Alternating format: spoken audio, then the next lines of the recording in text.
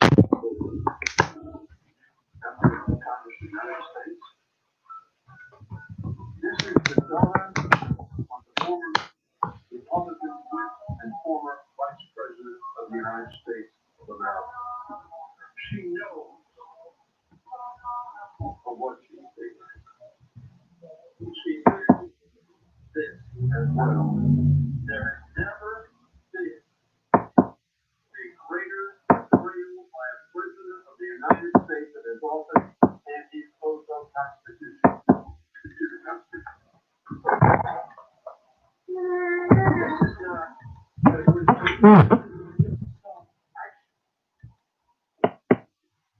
she characterizes as the biggest betrayal of any President of the United States.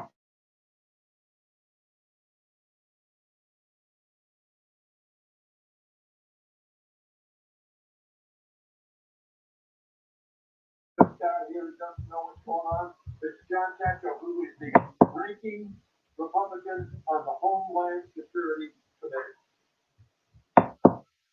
Says this.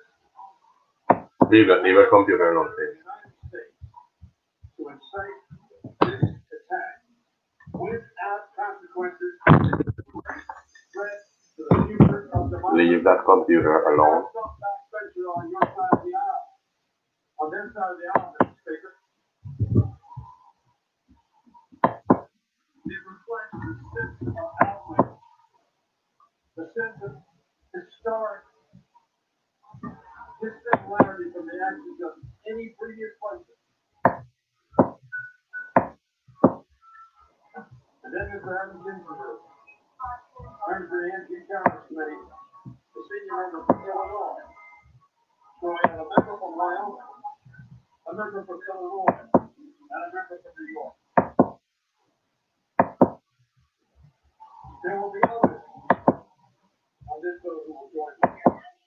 Mr. Ginsburg said this: if these actions, he hasn't had any hearings, he doesn't need any long, drawn out consideration. If these actions are not worthy of impeachment, then what is an impeachable offense?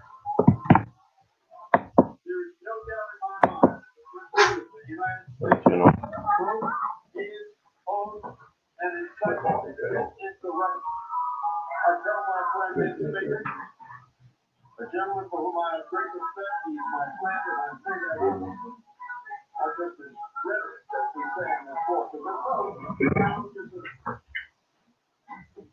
whose values I do not share. That is not Mr. Cole. We have a difference. Liz Cheney, John Cacho, Adam Ginsburg, and other Republicans who I have talked to within the last 24 hours. You call somebody? Hello? Now, let me say, I see the gentleman come on. I'm good.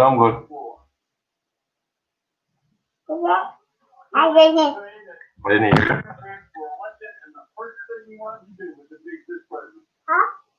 For tomorrow, you said? Okay. Okay. Alright then, thank you. We haven't taken call. December 6th, 2017. Wait, let me go on the phone. Give me a minute, please. Let me on the phone. Wait.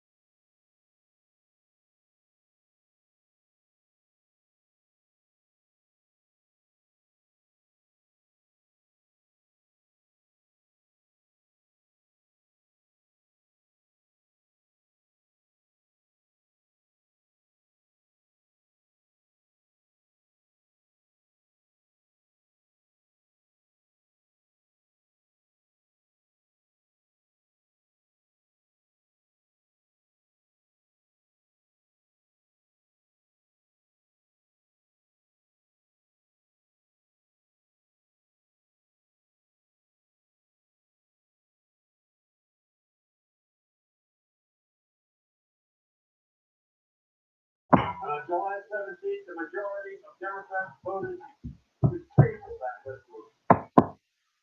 So, Mr. Speaker, there was no rush.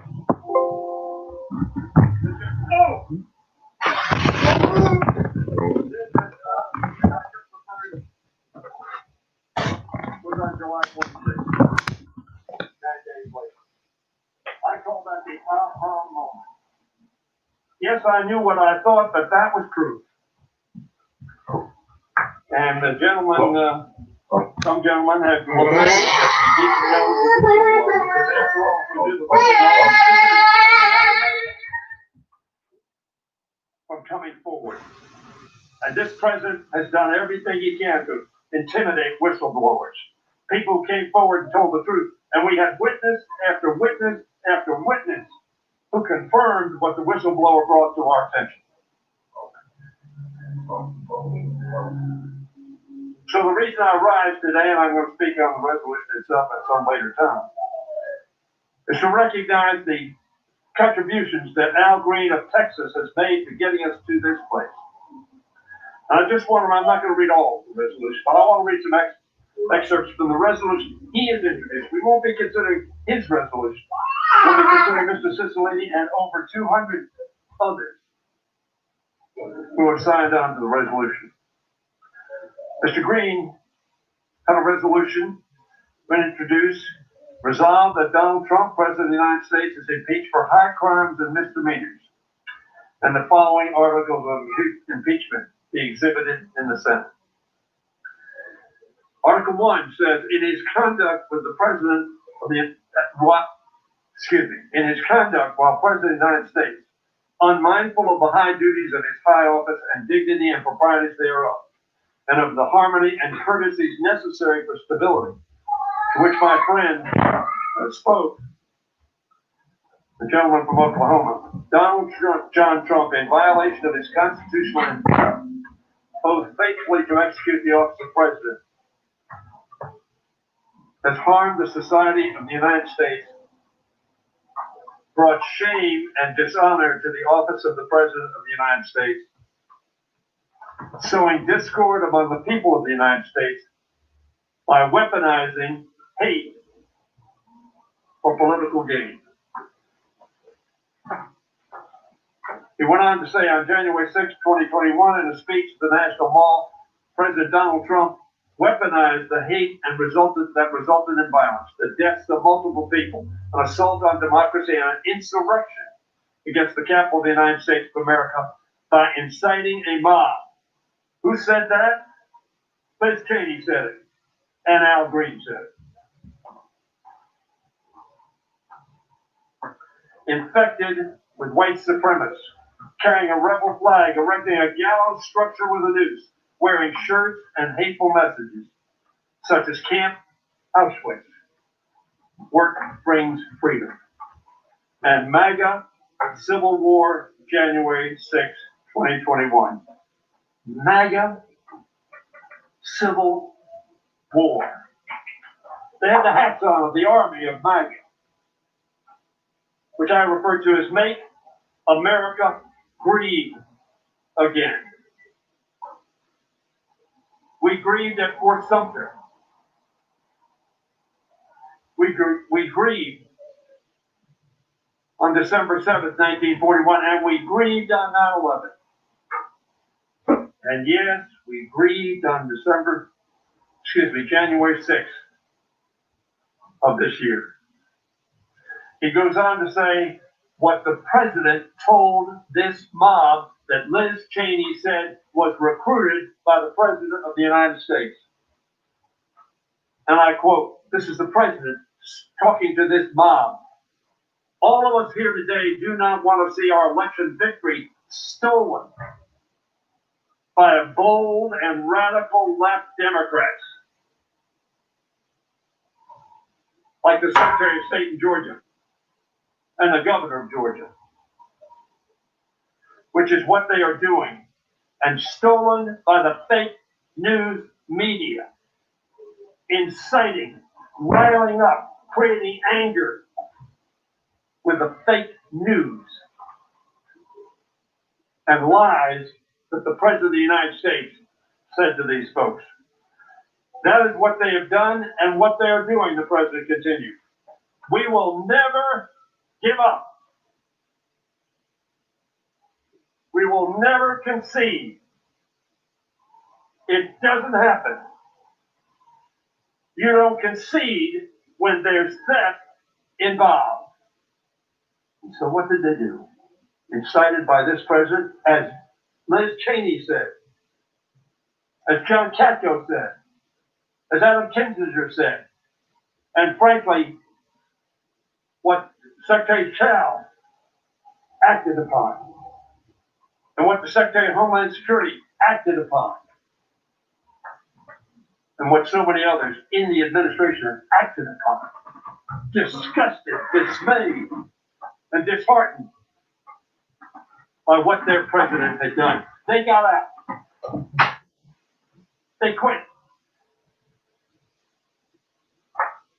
President further emboldened in saying, this is the green resolution. We're not considering, but it's a green resolution.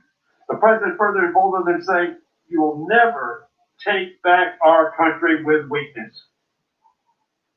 We had a display of non-weakness, criminal, insurrection-like conduct,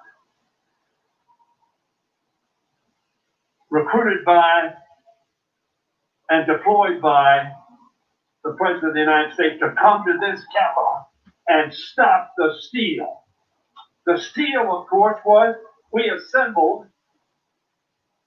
accepting what all the courts that considered it said was a fair and accurate election of Joe Biden and Kamala Harris as President and Vice President of the United States. After his National Mall speech, a mob of his supporters proceeded to the Capitol complex. We know that.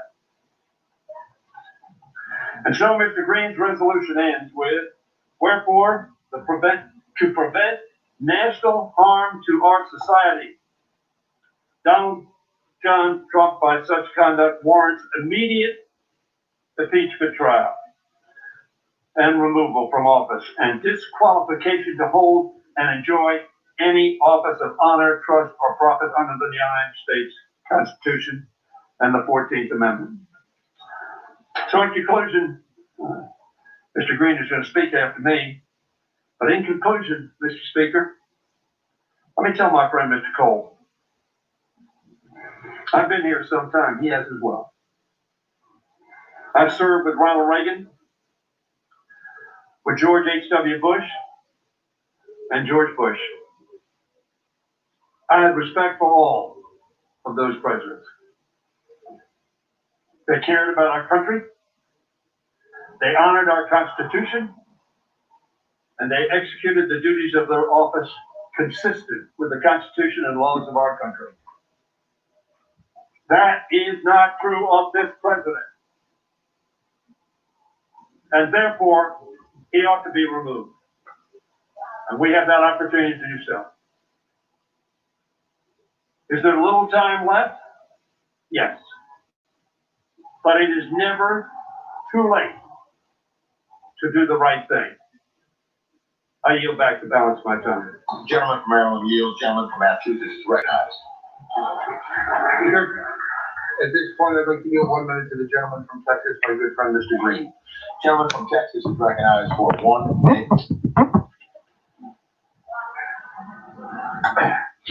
Thank you, Mr. Speaker.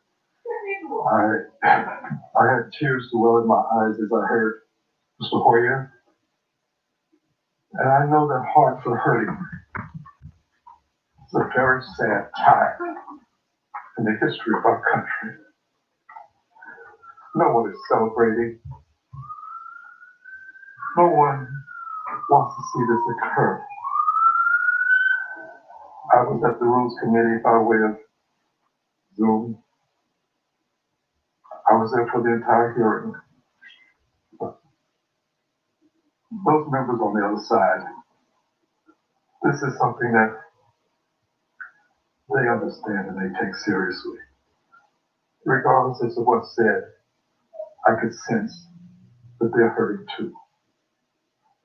So I just want to thank everyone for all that has happened and the appreciation that's been shown. And I want to say that the healing that we talk about has to begin. Matt, I have just 30 seconds. I yield the gentleman 30 seconds. Gentleman has additional 30. Thank you. The healing, it has to start with some of these people who were there initially, who helped to lay this foundation. 110 people. I want to recognize Maxine Waters, Congresswoman. A lot of them were threatened. Their lives were disrupted. And if I may, with unanimous consent, I'd just like to serve their names in the record. Without objection. I thank you, and may God bless our country as we go forward. Gentleman protected. Yield. Gentleman from Massachusetts Reserve. Gentleman from Oklahoma is recognized. Thank you, Mr. Speaker. Mr. Speaker, I yield 2 minutes to my good friend, distinguished Republican member, our leader of the Budget Committee, Mr. Smith of Missouri. Gentleman from Missouri is recognized for 2 minutes. Thank you, Mr. Speaker. If we defeat the previous question, we will amend the rule to immediately bring up the bill establishing a bipartisan national commission on the domestic terror attack of the United States Capitol. This has been a devastating week for our nation. Just last week, we stood right here in this very chamber while a violent mob laid siege to the seat of American democracy. It is vital we get the facts on what went wrong last week, why the security apparatus failed, and how we can ensure it never happens again. Less than 50 feet from where we stand in this room, a young lady lost her life through those doors. Through those doors. I was in this chamber when those gunshots rang. That is real stuff. That should never happen in the people's house. For the first time, can the House Democrats and the Speaker of the House put the people before politics? Please put the people. And good morning, a live look from Capitol Hill right now, where the House is debating the rules for the impeachment of President Trump. The president, of course, charged with incitement of an insurrection following the riot at the U.S. Capitol last week. This debate began within the past hour.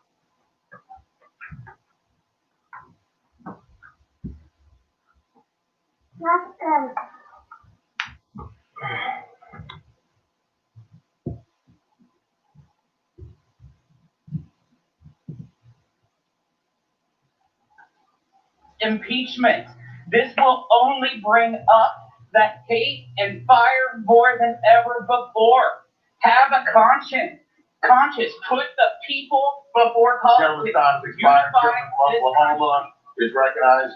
Gentleman from Oklahoma Reserve. Gentleman from Massachusetts is recognized. Mr. Speaker, let me remind all of my colleagues that what happened on Wednesday would not have happened if it weren't for the occupant in the White House. And if we want to put the people first, we all ought to vote to impeach him and remove him from office as soon as possible. With that, I yield 1 minute to the gentlewoman from California, Ms. Brownlee. Gentleman from California is recognized for 1 minute. Mr. Speaker, today is a defining moment in our history. Congress was attacked by a mob directed by the President of the United States. It was a horrible, terrifying situation. But we all know deep in our hearts that it could have been much, much worse. We simply cannot let it stand. We cannot let it stand for the very soul of our democracy. We cannot let the President of the United States without action. We are the oldest constitutional republic in the world, and our Capitol is the sacred symbol of our great democracy. To my colleagues across the aisle, I appeal to your sense of service and duty to our nation and to the oath we all swore to uphold. Before we are Democrats and Republicans, we are Americans. Let us come together to fulfill by voting for the resolution before us and by defending, preserving, and honoring our democracy. I yield back. back. The gentlewoman yields. Gentleman from Massachusetts reserves. Gentleman from Oklahoma is recognized. Thank you very much, Mr. Speaker. Mr. Speaker, I yield 2 minutes to one of our new members, distinguished gentlelady from South Carolina, Ms. Mace, and note that this is her first speech on the House floor. Gentleman from South Carolina is recognized for 2 minutes. Thank you, Mr. Speaker, and this is not the reason why I wanted to give my first speech in our chambers, in our hallowed hall. This is not what I wanted to do in my first week in office, but after the violent events of last week, watching and witnessing how heartbreaking this was, thank God I sent my kids home on Monday morning because I was worried about the rhetoric leading up to the events and to the rally on January 6th, the violence that could transpire. Not only were our lives in danger, but my kids' lives would have been in danger too. The two most precious people in my life. Mr. Speaker, the President of the United States, the U.S. House of Representatives has every right to impeach the President of the United States. But what we're doing today, rushing this impeachment in an hour or 2 hour long debate on the floor of this chamber, bypassing judiciary, poses great questions about the constitutionality of this process. I believe we need to hold the president accountable. I hold him accountable for the events that transpired, for the attack on our Capitol last Wednesday. I also believe that we need to hold accountable every single person, even members of Congress, if they contributed to the violence that transpired here. But today I'm asking my colleagues to remember the words of the legendary, the great leader in this country, Dr. Martin Luther King, who once said, the time is always right to do what is right. And if we're serious about healing the divisions in this country, Republicans and Democrats need to acknowledge this is not the first day of violence we've seen. We've seen violence across our country for the last 9 months. And we need to recognize, number one, that our words have consequences. That there is violence on both sides of the aisle. We've contributed to it. We need to take responsibility for our words and our actions. We need to acknowledge there's a problem, take responsibility for it, and stop being part of the problem and start being part of the solution. God bless every member in the chamber today, and God bless the United States of America. I yield back. Thank you. Gentlewoman yields. Gentleman from Oklahoma reserves. Gentleman from Massachusetts is recognized. Mr. Speaker, I'm happy to yield 1 minute to the gentleman from Vermont, Mr. Welch. Gentleman from Vermont is recognized for 1 minute.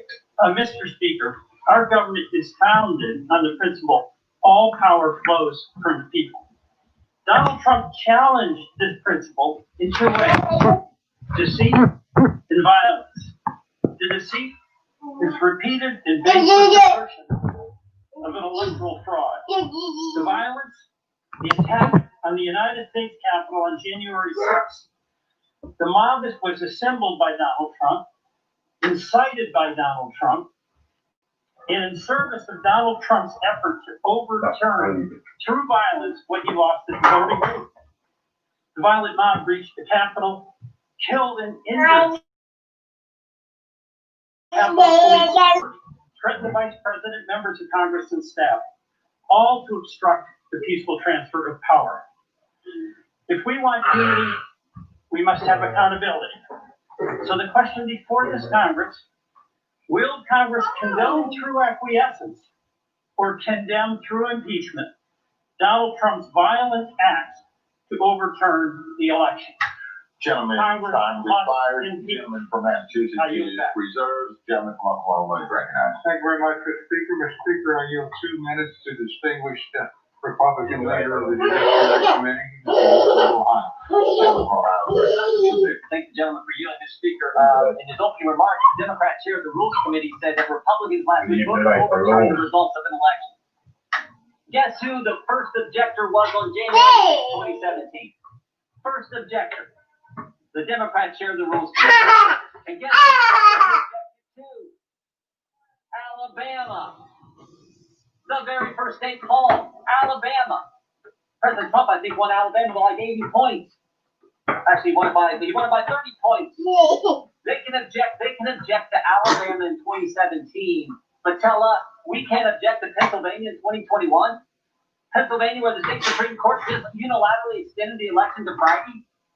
Pennsylvania, where the Secretary of State unilaterally changed the rules, went around the legislature in unconstitutional fashion? Pennsylvania, where county courts in some counties, and you can imagine which counties they were, let people fix their ballots against the law, cure their ballots, their mail-in ballots, direct violation of the law. And they tell us we tried to overturn the election. Guess who the second objector was in 2017? The individual managing the impeachment for the Democrats. Americans are tired of the double standard. They're so tired of it. Democrats object to more states in 2017 than Republicans did last week, but somehow we're wrong. Democrats can raise bail for rioters and looters this summer, but somehow when Republicans condemn all the violence this summer, the violence last week, somehow we're wrong. And Democrats can investigate the President of the United States, as Mr. Hoyer went through, try to impeach him, investigating for 4 years, but will not look at an election that 80 million Americans, half the electorate, 80 million, Republicans and Democrats have their doubts about. I said this last night. I do not know where all this goes. And this is frightening for the country. We should defeat this rule and we should defeat the impeachment resolution when it comes up. Gentleman's time's expired. Gentleman from Oklahoma Reserve, gentleman from Massachusetts is recognized. Mr. Speaker, some of us objected 4 years ago as a protest vote to raise concerns about what all of our intelligence agencies had stated clearly that Russia interfered in our election. But what the gentleman fails to acknowledge is that we all acknowledge that Donald Trump was the president the day after the election. Hillary Clinton conceded the day of the election.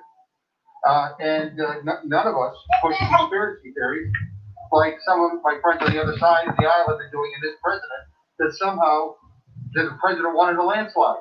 Give me a break.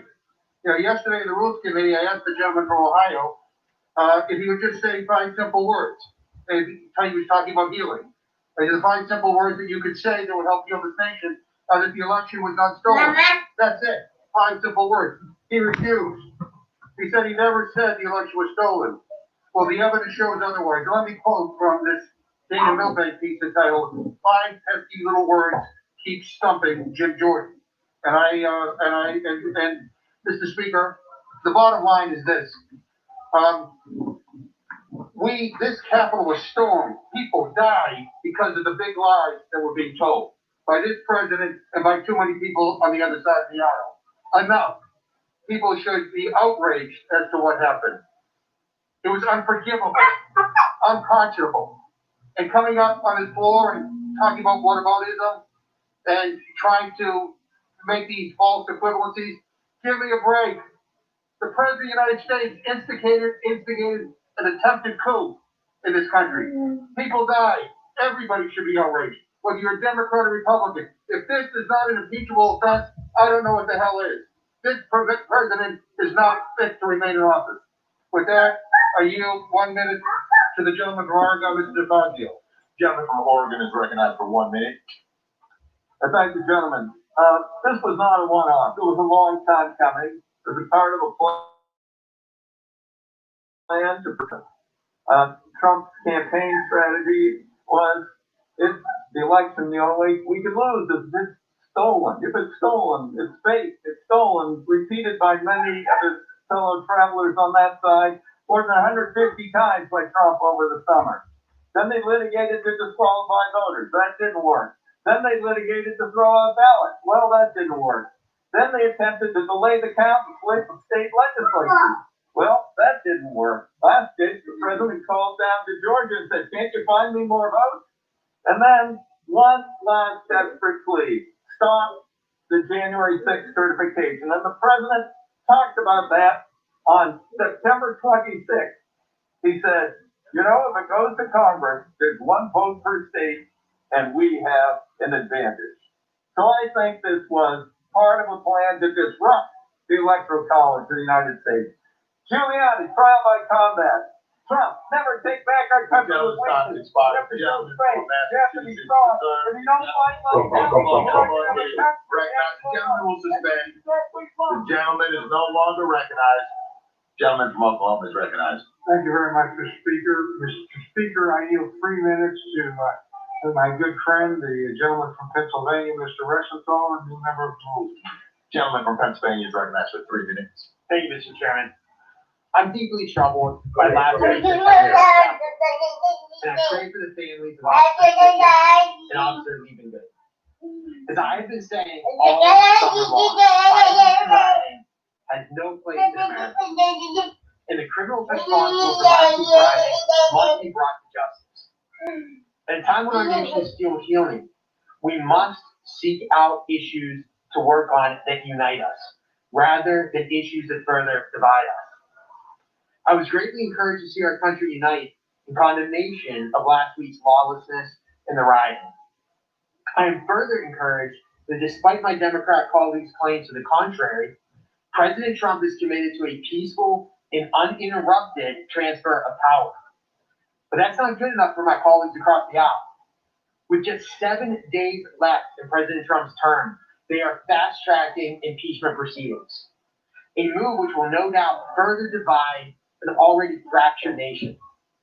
Even House Democrats' last impeachment effort, which was rushed through in record time, at the very least that had expert input, depositions, hearings, and deliberation. This latest attempt at impeachment ignores all precedent and ignores all due process. And it cannot be voted on in the Senate before Joe Biden is sworn into office. I'm also very concerned by the charge against the president of quote-unquote incitement of insurrection. At his rally, President Trump urged attendees to quote-unquote peacefully and patriotically make your voices heard. There was no mention of violence, let alone calls to action. Look, I prosecuted terrorists in the Navy. I was a defense attorney in the Navy JAG Corps. I was a district judge. Just pull up the criminal statute. Look at the criminal code. President Trump's words would not even meet the definition of incitement under criminal statutes. The measure before us today sets a dangerous precedent whereby political parties can justify impeachment simply because they do not agree with the president. I would therefore urge my colleagues across the aisle to just take a step back, let cooler heads prevail, and consider how the actions we're taking here today will alter the course of history, will lower an already low bar of impeachment for all future presidencies. Thank you, and I yield back. Gentleman yields. Gentleman from Oklahoma Reserve. Gentleman from Massachusetts is recognized. Mr. Speaker, when my friends talked about the president being committed to a peaceful transition, I just point to what happened on Wednesday when his words launched a violent attack against this Capitol, where 5 people lost their lives and many more were injured. So give me a break. Mr. Speaker, I give 1 minute to the gentleman from Texas, Ms. Jackson. I thank you. Contrary to my good friend's words, the President of the United States is an insurrectionist. He led an insurrection against the United States of America. Prior to the January 6th attack by violent domestic terrorists, the President spoke to the crowd for 1 hour. And these were his words. These were his words, which is that we cannot take the nation back. We have to take the nation back with strength, and you must go and do that. Those were the paraphrase of his words. The President provoked these domestic terrorists with words, with actions and conduct that betray and have contempt and hostility to the national value of equal justice under the law. Telling domestic terrorists, nearly all of them were white supremacists, many of them who support him politically, who stormed the Capitol to derail Congress from completing its constitutionally required duty of counting and verifying the vote. Gentleman's time has expired. Gentleman from Massachusetts reserves. The gentleman from Oklahoma is recognized. Thank you, Mr. Speaker. Mr. Speaker, I yield 1 minute to my very good friend, the distinguished member of Georgia, Mr. Carter. Gentleman from Georgia is recognized for 1 minute. Thank you, Mr. Speaker. Mr. Speaker, I rise today in opposition to this effort to move forward with impeachment hearings. What happened on Wednesday, January 6th, was nothing short of pure anarchy. And those individuals who broke the law should be held accountable for their actions. They should be prosecuted to the highest extent of the law, and they should be put in jail. This was one of the saddest days of my life last Wednesday, Mr. Chairman. Our thoughts and our prayers are with the police officers and other law enforcement who carried out their duties on that tragic day, including Officers Sicknick and Liebengood. Right now, our focus should be on healing our nation.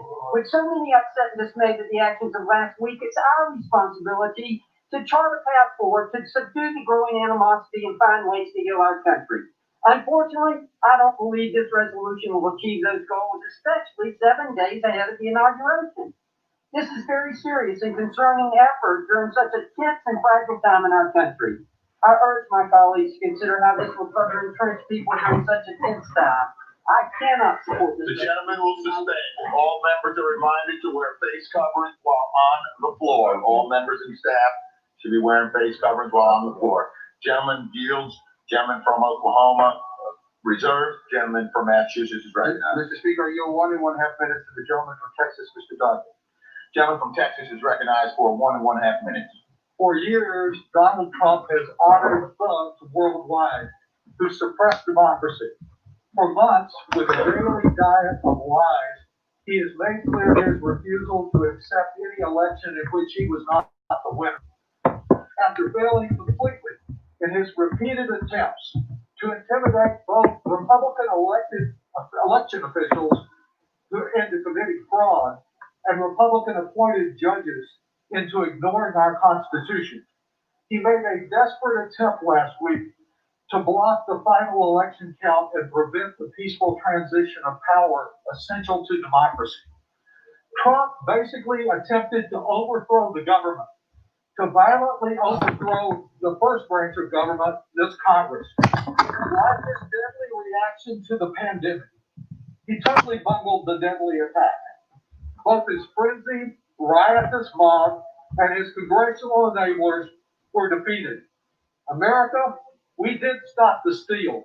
We stopped Donald Trump from stealing our democracy and imposing himself as a tyrant. Today, we not only demand accountability for his gross misconduct, but more importantly, we declare to the next Trump-like aspiring tyrant, not in America, we love our democracy too much. Our capital is scarred, but our democracy survives. Violating his sworn duty to protect and defend our Constitution by seeking to violently overthrow the government. Gentleman's time is expired. Gentleman from Massachusetts, If this is not reserved. teachable, The gentleman from Oklahoma is recognized. Thank you, Mr. Speaker. I advise the chair I have additional speakers on the way, but they're having a difficult time, so I will reserve my time. Gentleman from Oklahoma reserved. Gentleman from Massachusetts is recognized. Mr. Speaker, you have 1 minute to the gentlewoman from Connecticut, Ms. DeLauro. Gentlewoman from Connecticut is recognized for 1 minute.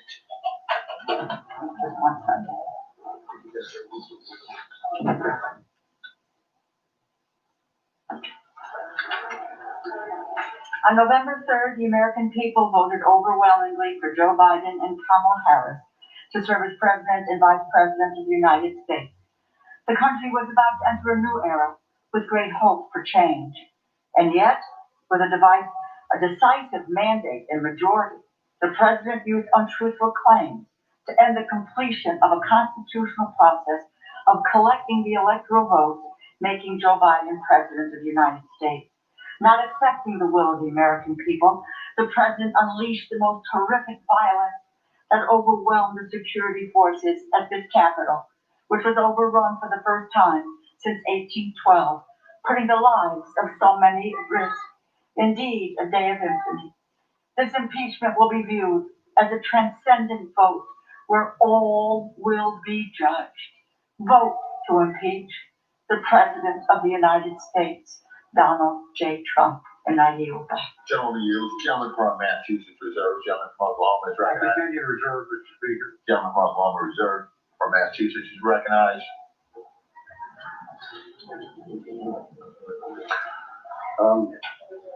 Mr. Speaker, you have 1 minute to the gentlewoman from Florida, Ms. Castor. The gentlewoman from Florida is recognized for 1 minute. Thank you, Mr. Speaker. I rise today to urge the impeachment of Donald Trump because the attack on the Capitol and the Congress was the single most depraved betrayal of the U.S. Constitution ever committed by a president. The traitorous incitement of an insurrection demands not just impeachment, but removal from office immediately. Violence during the transfer of power, Confederate flags, anti-Semitic paraphernalia desecrated this Capitol. So accountability must come swiftly. We must act with the same resoluteness we showed in the early morning hours after the insurrection where we ensured the will of the voters was effectuated. Donald Trump's defilement of this Capitol will not stand. It demands impeachment now. I yield back. Gentleman yield. Gentleman from Massachusetts Reserve. Gentleman from Oklahoma is recognized. Thank you very much, Mr. Speaker. Mr. Speaker, I yield 1 minute to my very good friend, the distinguished gentleman from North Carolina, Mr. Bishop. Gentleman from North Carolina. No, here, 2 minutes. Shoot, for 2 minutes. Thank you, Mr. Speaker. I thank the gentleman for yielding. These articles charge incitement. Once before, the House impeached the President of the United States within a week of the alleged offense. That was President Andrew Johnson, days after he removed Secretary of War Edwin Stanton in 1868. Over 50 years later, the Supreme Court declared unconstitutional the Tenure of Office Act that President Johnson had refused to obey. In other words, the House was not only hasty, it was wrong, punishing noncompliance with an unconstitutional law. At least when that occurred, the constitutionality of the law in question was unsettled. Here, however, an angry House majority raises to impeachment in direct violation of settled constitutional law. Again, the articles before the House charge incitement to insurrection. They do not specify inciting language. The law is well settled. Quote, what is required to forfeit constitutional shows people remember commercials with specifically advocates for listeners to take unlawful action. The violence last Wednesday was abhorrent. Perpetrators should be prosecuted. Those responsible for security decisions held accountable. Congress can disapprove, revile, condemn, even censure, but you cannot, consistent with the rule of law, punish that which the Constitution's First Amendment declares protected. If you do it, the violators of duty to this Constitution, however angry, will be those who vote for this article of impeachment. It is not Mr. Green's article of impeachment. It is incitement. And the Constitution is settled on that point. I go back. Well, you, gentleman from Oklahoma Reserve. Gentleman from Massachusetts is recognized. Mr. Speaker, I'm proud to yield 1.5 minutes to the gentlewoman from Minnesota, Ms. Omar. Gentlewoman from Minnesota is recognized for 1.5 minutes. Thank you, Chairman. Mr. Speaker, let us not mince words about what happened last week. It was a violent attempt to interrupt our democratic process. It was a targeted blow at the most essential process that makes us a democracy. It was a direct and specifically incited by the President of the United States. For years, we have been asked to turn a blind eye to the criminality, corruption, and blatant disregard to the rule of law by the tyrant president we have in the White House. We as a nation can no longer look away. The president not only incited an insurrection against our government, but has in word and deed led a rebellion. We cannot simply move past this or turn the page. For us to be able to survive as a functioning democracy, there has to be accountability. We must impeach and remove this president from the office immediately so that he cannot be a threat to our democracy. I stand ready to fulfill my oath of office. And I challenge my colleagues on the other side of the aisle to do the same. I yield back. Gentleman yields. Gentleman from Massachusetts Reserve. Gentleman from Oklahoma is recognized. Thank you, Mr. Speaker. We continue to reserve. Gentleman from Oklahoma Reserve. Gentleman from Massachusetts is recognized. Mr. Speaker, I'd like to ask unanimous consent to insert into the record a New York Times article published January 9th entitled, "Our President Wants Us Here, the Mob That Stormed the Capitol." It's another example of why our country cannot risk even one more day of Donald Trump. Without objection. I now yield 1 minute to the gentleman from California, Mr. Correa. Gentleman from California is recognized for 1 Thank minute. you, gentlemen, for yielding. And Mr. Speaker, last week, Congress was under siege by a mob, motivated and directed by the President of the United States. Our vice president was the target of that mob. Members of Congress, both Democrats and Republicans, were targets of this mob. And I witnessed, for the first time in my life, Americans fighting Americans, all at the behest of our own president of the United States. And as Americans, we can do better. And I will vote for impeachment today, for our nation, for our children, and for our grandchildren. And I'll be voting for impeachment so that America will once again be the shining city upon the hill, whose beacon light guides freedom-loving people everywhere. I urge my colleagues to join me and vote for impeachment. With that, I yield. The gentleman yields. Gentleman from Massachusetts reserved. Gentleman from Oklahoma is recognized. Thank you, Mr. Speaker. I continue to reserve. Gentleman from Oklahoma reserved. Gentleman from Massachusetts is recognized. May I ask the gentleman how many more speakers he may have?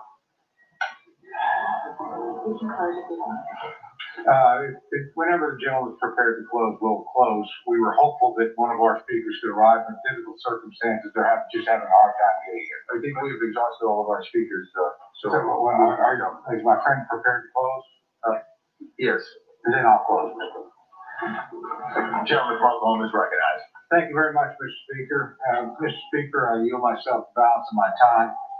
Speaker, I want to thank you for presiding over these difficult proceedings today. I want to thank my good friend, the distinguished chairman of the Rules Committee, and I want to thank everybody that came to the floor, had something to say at an important moment.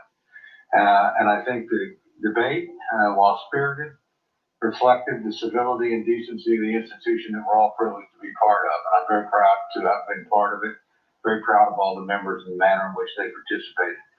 I want again to thank the staff and thank those who kept us safe in the process, particularly the Capitol Police. Mr. Speaker, in closing, I oppose this rule and I oppose the majority's actions today. After the traumatic events of last week, the majority should be taking steps to unite us. Instead, they are only dividing us further. They're rushing to judgment, in my opinion, and bringing up impeachment after failing to follow any meaningful process whatsoever. No hearings have been held, no witnesses heard, no process or opportunity to respond was provided to the president. No members had an opportunity to review or amend this article before it came to the floor. This is hardly the way the House should undertake such a serious act. Mr. Speaker, there's still a way to unite the country. Let us look forward, not backward. Let us come together, not apart. Let us celebrate the peaceful transition of power to a new president rather than impeaching an old president. And let us affirm and reaffirm with one united voice that the House does not rush to judgment on the most consequential action we can take. We deserve better than that, Mr. Speaker, and the American people deserve better than that. Mr. Speaker, I urge my colleagues, as they reflect on this minute, we move into our next stage of debate, to remember that we're all privileged to represent a great and a good people who've gone through a horrifying and tragic time, and that we owe them the opportunity to reflect, and we owe them our best efforts to bring together. I know people on this floor feel very passionately about this subject with different points of view. I honor each one of those points of view. I honor the people that voice them. Let's remember when we're through this, that we're one people, that we have one purpose, that we're free through the grace of God and millions of brave Americans over centuries of time, and we will remain that way, and we will move forward together once we settle this debate. With that, Mr. Speaker, I urge my colleagues to vote no on the previous question, no on the rule, no on the underlying measure, and I yield back the balance of my time. Gentleman yields back the balance of time. Gentleman from Massachusetts is recognized. Thank you, Mr. Speaker, and let me thank my friend, the ranking member of the Rules Committee, Mr. Cole, for his friendship and for the way he conducts himself in this chamber. I know he has great respect for this institution. Mr. Speaker, it is impossible for me to fully capture the reverence that I have for the United States Capitol. You know, I worked on these grounds starting back when I was a college intern, working for Senator George McGovern back in 1977. No relation. Great last name. But since that time, I have done everything from working as a staffer for Congressman Joe Moakley of Massachusetts to being elected to the United States House of Representatives myself. But that internship will always be a high point of my life. Coming here for the first time, walking these hallowed halls, and seeing the glory of American democracy up close. The idea that someone would incite an out-of-control mob of homegrown fascists and domestic terrorists to desecrate the people's house fills me with a deep sadness for our country. The contempt that these people had for our democracy and our freedom fills me with horror. And what Donald Trump did, encouraging them, fills me with rage. Rage, not just on behalf of all of those serving here, but all of those who work in these halls. And I'm talking about the reporters, the cafeteria workers, the custodians, the clerks, the parliamentarians. I go on and on and on. And the staff, the Democratic staff, the Republican staff, the nonpartisan support staff, who were terrorized, some hiding under their desks and barricading in their offices. I was in the speaker's chair the day this unfolded. And many of the people who are sitting up there now were present at that time. What a horrifying thing for anybody to have to experience. Some of my Republican friends have been trying to lecture us about unity here today. Unity, after they voted to overturn a free and fair election in the United States of America, but also preaching unity and not acknowledging that for 4 years, many of them gave oxygen to Donald Trump's conspiracy theories, to the big lies. They turned the other way in the face of racism and bigotry and how he embraced some of the most intolerant voices in this country. They just let it go. You know, I will remind everybody here that words have consequences. And ignoring words that are wrong also have consequences. You know, what happened would never have happened if everybody stood up in unity and called out the president when he was not telling the American people the truth, when he was pushing a big lie. We will never have unity without truth and also without accountability. This week in Congress, we saw the best of us and the worst of us.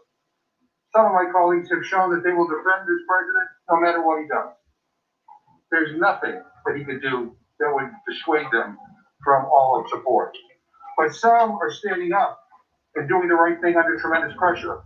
And I am proud of that. And I honor them for their courage.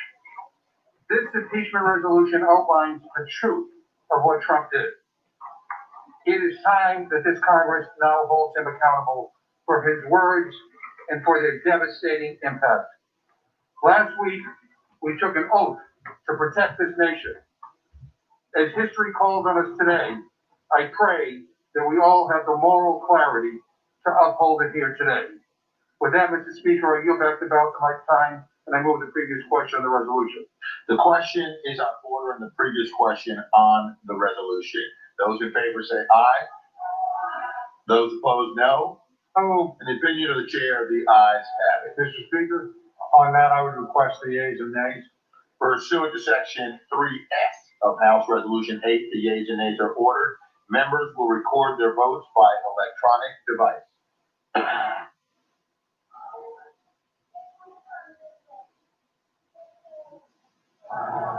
You've been listening to Massachusetts Congressman Jim McGovern, basically on the House floor talking about the moves to impeach President Trump after last week's riot at the Capitol. And it's interesting that these are taking place exactly in the same place where hundreds of rioters actually entered the U.S. Capitol on Wednesday, where 5 people that we know of have died because of the results of those riots right now. We want to bring in Aaron O'Brien, professor of political science at UMass Boston right now. And thank you so much for joining us and guiding through all of this. And Aaron, we just witnessed so much emotional testimony, Congresspeople recounting the events that unfolded on January 6th. What stood out to you the most? What stood out to me is I think we've been waiting to hear what the Republican argument is, and I think it was telling that no one defended the president, and what he did was 100% okay. Rather, what we heard, or I heard, is three arguments. One, Republicans are arguing the process point that this is moving too quickly. Second, some, not most, argue that maybe there wasn't intent in his language, there wasn't the intent for incitement. And third, is call for unity. On that, I think, the ship has sailed, and the Democrat response was, you went against grand jury elections. So, the unity claim doesn't seem to be as strong. But that's what emerged to me, that Democrats are very clear that they're ready. They've got some Republicans, Liz Cheney has never heard her name so much on the House floor. Democrats just really drove that point home, that the third ranking Republican is with them. And we saw the Republican arguments against emerge. Aaron, why do you think the Vice President did not go forward with rejecting this call for impeachment? That's tough to tell. I'm obviously not in his head, but I would say politically, it has to do with the fact that he sees Donald Trump as being a force moving forward. Mike Pence, like almost everybody in Washington, wants to be president. He wants to lay claim to the Trump voters. That's a lot harder after the events of January 6th. But I think he is banking on let Congress do it. He doesn't want to be the face of the 25th Amendment because of the real risk that he perceived that would mean for his political career moving forward. And let's talk about more on what's happening today. We just saw these hearings unfold right now. What can we expect as we move forward? Well, right now they're deciding whether to vote on the vote, so calling the question basically, and then we'll see, I think, fairly quickly, an up-down vote on whether or not to impeach the president. It's happening incredibly quickly, as Republicans pointed out. In the past we had hearings and we had witnesses. What's different in this is the 435 members are the witnesses themselves. There's tape, watch the tape, you were there, now make your decision. So this will not be the grown-out process we saw last January. They're going to vote, and they're going to vote today on whether or not to impeach the president. The only question is how many Republicans go along with that vote. All right, Aaron O'Brien, Professor of Political Science at UMass Boston. Thank you so much for joining us this morning. Of course, we will be talking with you throughout the day as these proceedings take place. Now to some of this morning's other top stories. At least 30 people are looking for a new place to live following a fire at an apartment building in Cambridge. Flames broke out just before midnight. The 8-story building on Concord Avenue, the fire chief says they had to rescue several people, but no one was seriously hurt. Fire chief said this fire demonstrates the need for sprinklers in large buildings. He says it would have been so much easier to knock down the flames if there had been sprinklers. The apartment building was built before those sprinklers were mandatory.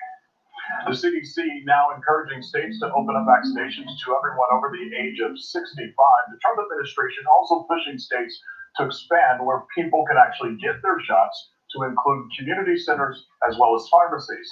It comes as COVID-19 deaths in the United States soared to their highest levels since the pandemic. There's absolutely no time to waste. We need doses going to where they'll be administered quickly and where they'll protect the most vulnerable. Governor Baker says the state's advisory committee is looking at the new guidance from the CDC, but at this point, is to keep the state's original distribution plan in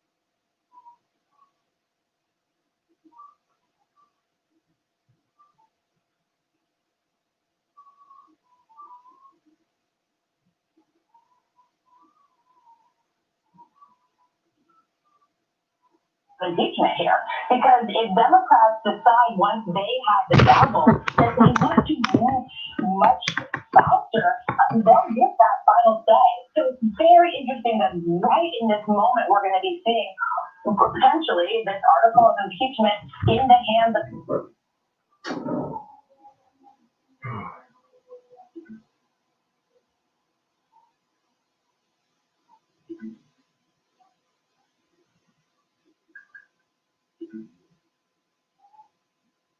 in favor. And Kate Shaw, what are the legal arguments at play in the timing of all this, and also what arguments do you expect to hear today from lawmakers advocating for or against the impeachment of President Trump? I think the case for impeachment is actually really simple. That this was an attack on our democracy, that the president betrayed his oath of office and the Constitution when he incited and fomented this mob that attacked the Capitol. And, not just at any random time, but at a time when the Capitol, when the members of Congress were in the Capitol, pursuant to the Constitution, which has a process for the counting of electoral votes. So this is really an attack on the electoral system itself, and a final attempt, it seems, to basically overturn the results of an election that he had lost. So I think that is the pretty simple narrative of how the president's words and deeds constituted high crimes and misdemeanors, and I expect we will hear versions of that throughout these proceedings. And Devin Dwyer, our reporter's on the phone right now. Devin, what do we expect to hear from the president today, particularly since he does not have access to social media right now? Well, that's a great question, Diane. I mean, the President of the United States could come out at any time and give remarks. He could give a speech. He could go to the White House briefing room. I've actually been struck by the fact that the President has been so quiet over these past few days. I know he's been grumbling about Twitter. He's made that very clear. His allies, his children have been complaining about that. Just this morning, as you saw, Google and YouTube took down his video, froze his account there. So yet another avenue close up to the President. But this is the President of the United States. He is not lacking for a number of avenues to speak out. And just yesterday, when he traveled to and from Texas, he did speak a couple times to reporters, but didn't stop and hold court like we're used to seeing him over these past few years, taking questions from reporters, battling with reporters, trying to make his case.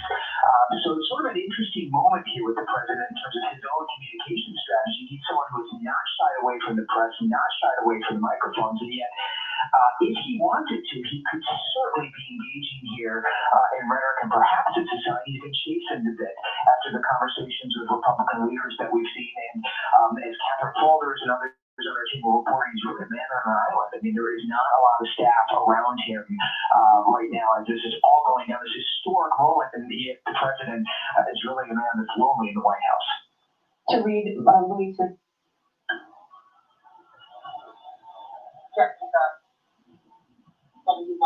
But I think we fixed them now. Can you walk us through the legal proceedings that are happening right now? They're sort of shaping the rules of how this impeachment will go forward. What can we expect after that? Sorry, I lost you for a sec, but I think that was for me. In terms of the legal proceedings, I think that we will probably have a debate and then a vote very quickly on this article of impeachment. Today, potentially into tomorrow, and then the question will be how quickly the Senate chooses to take this up, and we'll have a trial. And I do think this trial will look very different, whether it's before January 20th or after January 20th, from the trial we saw just about this time last year, when the president had a team of lawyers, including from his White House counsel's office, and we heard days, really over 2 weeks, of argument and evidence about those events involving the president's attempt basically to press the government of Ukraine into assisting him with his re-election efforts against who he then believed would likely be his general election opponent, who obviously, of course, now is President-elect Joe Biden. So those proceedings took weeks. Big team of lawyers, lots of arguments. This, I think, will be very quick, and it seems for help, like the St. Sings and Spencer. Oh, I was ecstatic. When I got off the call, I was crying, literally. We think it'll be a very different kind of Senate impeachment trial than we saw this time last year. And then, of course, the big question is when it begins and how quickly it will be able to wrap. And I want to go back to White House correspondent Rachel Scott now. Rachel, the president has been fairly silent since the siege on the Capitol. What's going on behind the scenes as he attempts to amass some support? Is he trying to salvage any type of his legacy at this point? What are his efforts to do that, and is it paying off? What we are seeing, Diane, is a president in isolation at this point. He spent the weekend at the White House. We know he is trying to assemble his defense team for a possible trial there in the Senate, leaning towards Rudy Giuliani and Alan Dershowitz. But his legal team that represented before, they're nowhere to be found. They are not going to be coming on board at this point. And so his inner circle is shrinking at this point. You have Republicans that are breaking away from him, who fiercely defended him when he was impeached the first time, and this time saying that he went a bridge too far, that it was simply unacceptable, calling out his behavior. Some even saying he betrayed his constitutional oath. And so at this point, President Trump, he's lonely in his final days. And what is supposed to be a period of time where you're so focused on the transition, on helping the next administration, we know that his refusal to concede an election that he lost held that up for nearly 3 weeks. And now the president says that he will not even attend the inauguration. We know Vice President Mike Pence will be splitting with him on that. He does plan to be there. Biden, the president-elect, said that's actually something that he and Trump agreed on. He doesn't believe that the president should be there, though he said Vice President Mike Pence is welcome. But we're learning from sources that the president could be leaving Washington before Biden even takes the oath of office, Diane. And Terry, what happens to President Trump's many supporters at this point? You know, up until this point, Republican leaders, even if they didn't completely support the president, they were trying to at least portray some level of support in order to maintain his supporters. What happens now? I think, Diane, in some ways, for many of them, it's like a death in the family. Many of them have reached their limit on President Trump, who they supported, they believe, heard them, saw them in a way that no politician had in their lifetimes. And to see him go out like this is heartbreaking and infuriating for some.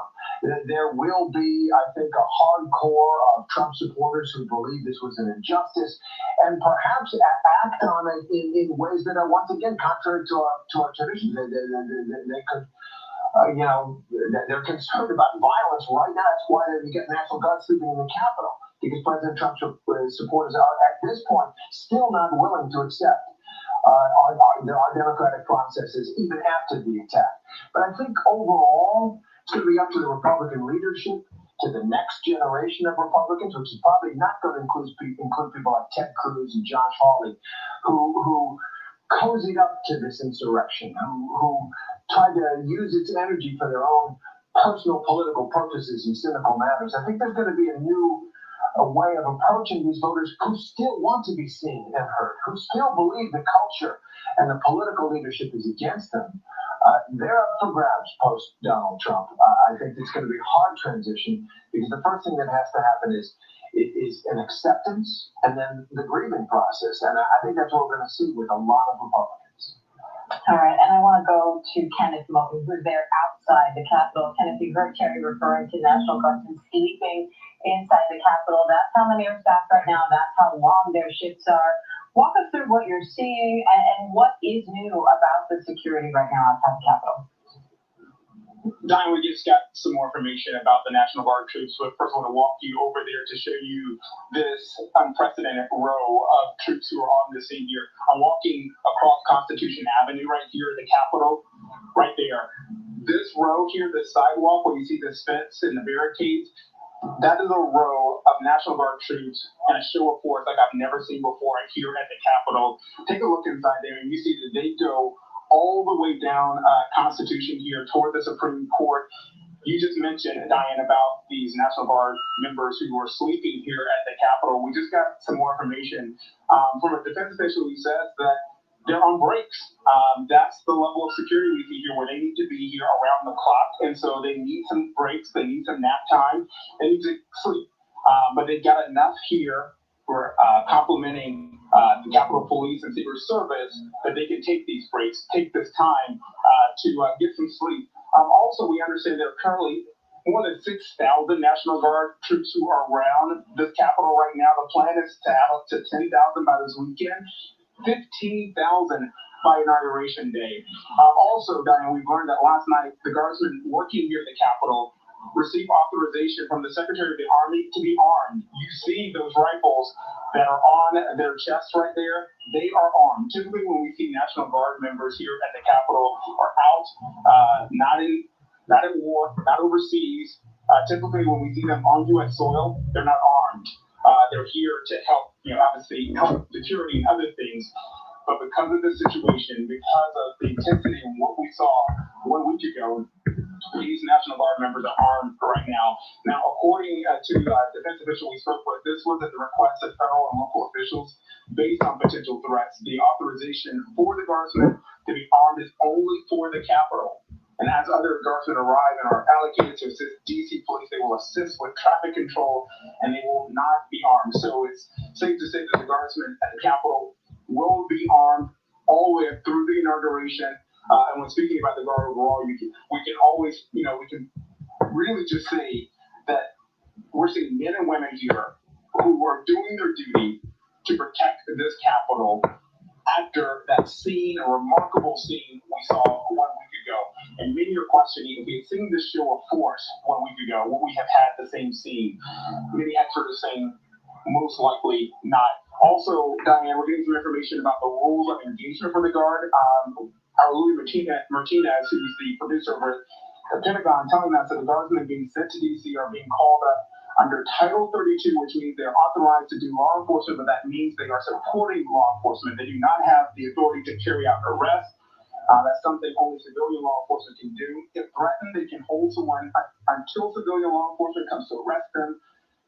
National Guardsmen have the right to self-defense, but officials are not providing more details about their rules of engagement. Also, where are these troops coming from? We're seeing them from the D.C. Guard, Delaware, Maryland, Virginia, New Jersey, New York, Pennsylvania, and other states. Again, 6,600 National Guard members who are surrounding the Capitol right now. 10,000, Diane, expected by this weekend. 15,000 for the inauguration. And then that doesn't even include the numbers and the levels of security for Secret Service, for Capitol Police, for mutual aid agreements they have here around the DMV, the DC, Maryland, Virginia area. So you see quite a show of force here, Diane. All right, Kenneth Mountain, stay safe, friends. Appreciate it. Quite a scene there outside the nation's Capitol building. And inside the House, we're taking a look at procedural votes that will govern this season. It's coming to fund, that's the reason why I was wondering. This morning, as Terry pointed out, it looks like we're seeing in some cases debate over the impeachment itself. But right now, they are voting on the rules. After this debate will begin on the impeachment itself. But so far this morning, we have seen several Republicans trying to toe a line, so to speak. They've been very critical of They're no longer in existence. They leave. That's the reason why you're not finding them. one of those Republicans. No, they are contractors, so they lose their contract. They're no longer in existence. Last week, and here's her explanation for why she's so critical. They were there, but yes. Not the reason why I wanted to give my first speech in our chambers, in our hour hall. This is not what I wanted to do in my first week in office. But after the violent events of last week, watching and witnessing how heartbreaking this was, thank God I put my kids home on Monday morning. Yeah. I was worried about I think they're out. They're already about their home. I don't know if they're. The violence that could transpire. Not only were our lives in danger, but my kids were their lives would have been in danger too. The two most precious people in my life. But what we're doing today, rushing this impeachment in an hour or 2 hour long debate on the floor of this chamber, bypassing judiciary, poses great questions about the constitutionality of this process. I believe we need to hold the president accountable. I hold him accountable for the events that transpired, for the attack on our Capitol last Wednesday. I also believe we need to hold accountable every single person, even members of Congress, if they contributed to the violence that transpired here. Republicans and Democrats need to acknowledge this is not the first day of violence we've seen. We've seen violence across our country for the last 9 months.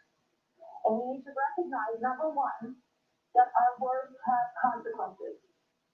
That there is violence on both sides of the aisle. We contributed to it. We need to take responsibility for our words and our actions. We need to acknowledge there is a problem, take responsibility for it, and stop being part of the problem and start being part of the solution. Congresswoman Nancy Mace there talking about the need for Congress members on both sides of the aisle to take responsibility for their words and realize they have consequences. I want to bring in Terry Moran to react to what you just said. And Terry, quite a moment we're going to talk about not only fearing for our own lives, but thinking, what if I got my kids to work today? And speaking as a witness and victim, as I said.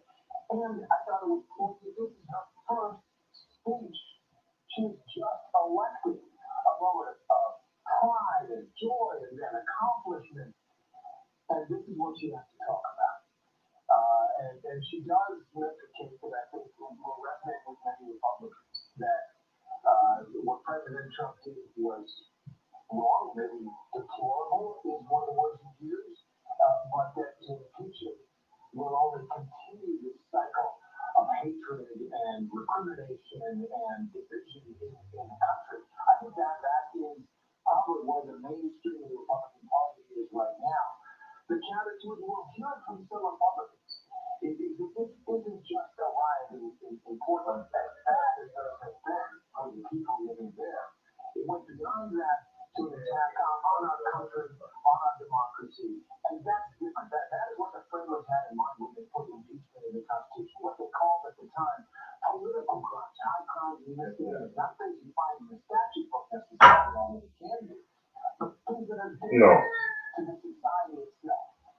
This kind of corruption and incitement that President Trump has done is something that I think the framers would recognize as a kind of danger that they put this tool in the Constitution to use. Those are the two arguments. I think she, sadly, in her first speech, made the case for not going down the impeachment road. And Terry, she seems to want to stress that this violence is not a unique event in that we have seen violence in this country over the past few months, as she points out, on both sides of the aisle. And she's holding Congress accountable somewhat for that, talking about how their words have consequences and they need to kind of own up to that responsibility. How do they move forward and learn from that? You know, is it our lawmakers' responsibility to speak in a way that doesn't encourage violence from other people who may or may not twist their words?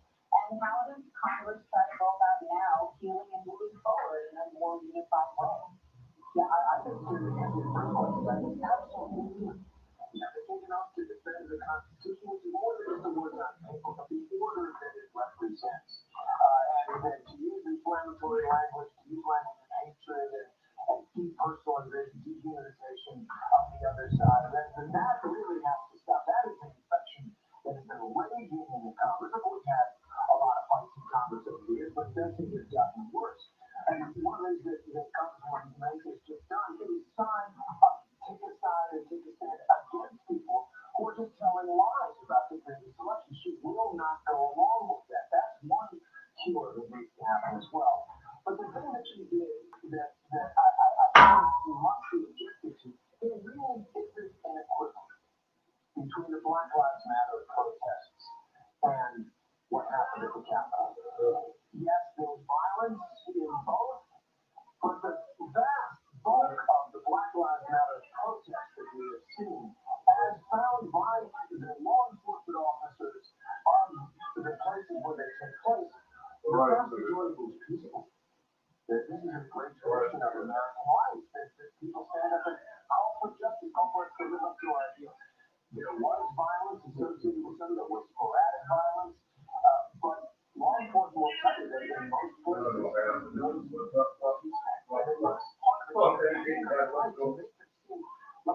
constantly 100% all the time violence to discredit them. This rally, well, just look at the evidence. It ended up in a mob attacking the Capitol to stop the And Terry, you're talking a lot about accountability, as Nancy Mace was as well. We also heard similar remarks from Democratic Congresswoman Ilana Law of Minnesota. Let's listen to those. For years, we have been asked to turn a blind eye to the criminality, corruption, and blatant disregard to the rule of law by the tyrant president we have in the White House. We as a nation can no longer look away. The president not only incited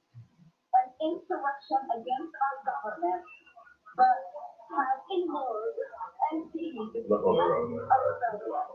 We cannot simply move past this or turn the page.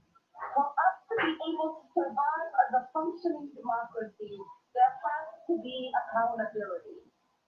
We must impeach and remove this president from the office immediately so that he could not be a threat to our democracy.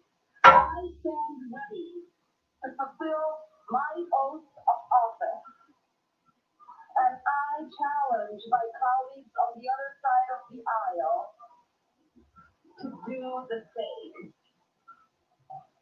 And that was Democratic Congresswoman Ilhan Omar talking about accountability there on the floor of the House. As the House votes on impeachment proceedings right now, for those of you just joining us just a few minutes after 11 a.m. Eastern here, we have been continuing coverage right now. As the House of Representatives considers impeaching President Trump for the second time, it will be the first time in history that ever happened to an American president. And I want to bring in our Deputy Ryan now, because we, throughout the course of the day, no doubt are going to hear a lot of criticism of President Trump. But he has tremendous support in this country, still has, some of his supporters have since left him or stopped supporting him since the riots last week. But he still has many people who either love him now or loved him then, and now they have nowhere to go. What does the Republican Party or the Democratic Party, for that matter, need to do for that group of people? Yeah, let's remember 74 million people voted for Donald Trump, and just a couple weeks ago, polls showed a majority of Republicans, a majority of those people thought what President Trump has been saying, that the election was rigged and that President Trump had in fact won. And so those people, many of them, as you know, they're probably changing their minds in light of what has happened at the Capitol. Maybe not all of them. And certainly, as Democrats talk about accountability, let's not forget that it's not just the president that spun up this conspiracy, that infected the minds of so many people. It was conservative media that played a part in that. So many of the proliferation of these websites, conservative talk radio hosts, a lot of these friends of the president who have been really spreading very toxic memes that have caused a lot of this to explode last week are still out there. I just took a look at a number of those websites, sites like OANN, Breitbart, InfoWars, Times. You might be surprised to know there is no mention on those websites of this allegation of impeachment at all. In fact, the headlines that all of those sites have to do with the president's battle against big tech, Google, censorship, Twitter, and the like. And yet at the same time, we are starting to see some positive signs from conservative media outlets. Cumulus Radio Network just this week announcing that they're ordering their hosts, people like Mark Levin, Dan Bongino, these are names very familiar to conservative supporters of President Trump, to stop pushing the election live or they'll get fired. So there is a revolution perhaps underway in conservative media, but that's a huge place to watch as we go forward in these next few weeks, even after the president leaves. How are those outlets which fed information to the president's supporters and backers, how are they messaging what's happening, and will they be participants in the hearing that needs to be done? And Terry, I love the moment that President Trump has invited to the president. He purposely chose rhetoric that's his style, and that's what his supporters love about him, but also what turns a lot of people off. And over the past few years, we've seen being Republican or having Republican standings or being conservative is often being equated to supporting not only President Trump, but everything that he stands for, including in many ways his personality. So with President Trump just a week out at the end of his term, how do we go back to a time, and do we go back to a time when you could look at someone across the aisle, argue with them all day long over politics and the best way in politics to move forward, and recognize that person as a person to have to be your friend at the end of the day? The question right now, Abraham Lincoln said in his first inaugural address, as the country was on the brink of civil war, simply because he was elected. That's what the civil war was caused by people rejecting a legitimate election. Abraham Lincoln's presidency that left the country. And he said in his first inaugural address, we are not enemies, but friends. We must not There's no question that Donald Trump is the manner in which he approached his political case and making political case. It's going to bring out the version of ourselves. And so many of us, both sides, I don't want to get both sides on this particular issue, but on the nature of the rhetoric for sure. And how do we get back to it? Well, one is right away is how much of a difference does it make to have a very different person in the White House? Right now, Donald Trump has been silenced by the tech companies because they believe he is dangerous and inciting violence, and that's not something they want to do. That was a very interesting, problematic discussion. But Donald Trump was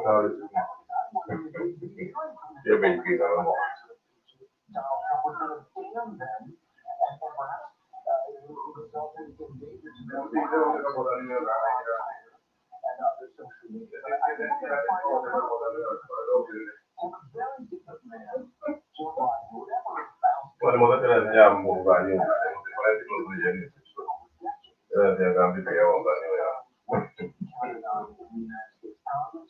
Who's compassionate to those who are suffering, and who's a good friend across these dividing lines. Will it make a difference if the person who occupies the table is what I call fully confident president?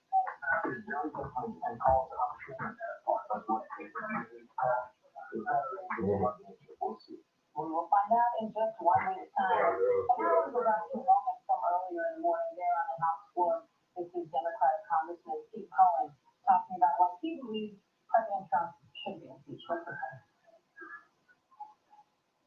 Mr. Speaker, we are debating this historic measure and a crime scene, and we wouldn't be here if it weren't for the President of the United States.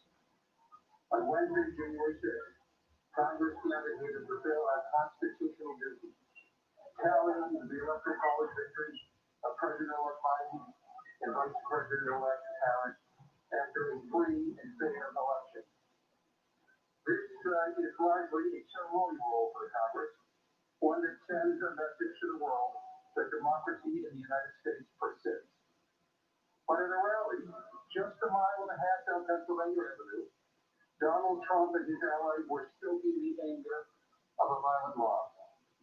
A member of his very body proclaimed on that stage, "Today is the day American patriots start taking down names and kicking." Trump's personal attorney, Rudy Giuliani, called for trial by combat. Then, Donald Trump told the crowd, "We're going to have to fight much harder. You will never take back our country when we do." Even though, according to his own administration, that this election was the most secure in our history, Donald Trump repeated his big lie that this election was an egregious assault on democracy. Vice President Pence, he said, was going to have to come true for us.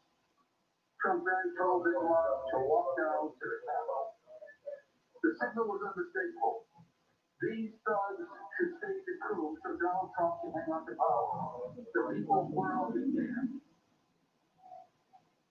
That was Democratic Representative Jason McGovern there. Starting off the day's proceeding, we had I said it was Steve Cohen, but that was a different video there. Again, Democratic Representative Jason McGovern there. Starting off the day's proceedings and talking about why he believes President Trump should be impeached in these proceedings. Now, one of the interesting things that we discussed, and again, you can speak to this a little bit, was that the change this time around. The last time President Trump was impeached, the vote was along party lines, but this time he has support from some Republicans, and now some of those Republicans are getting rolled back from their own party. What's the latest on that?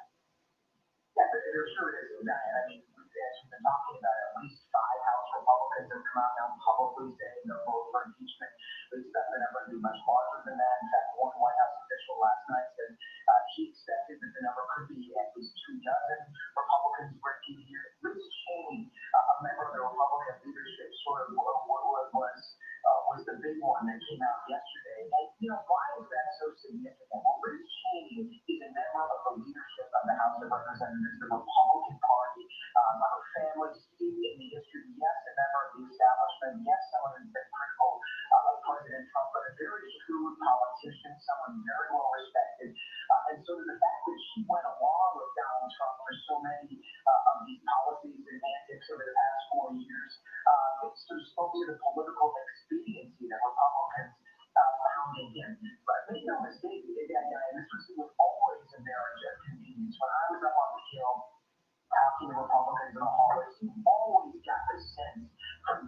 rank and file, that they were very uncomfortable about the man that they were meeting to get with, but they were really excited by the energy he was bringing into the party, by the supporters he amassed, the election wins, certainly some of the policies that he was able to achieve.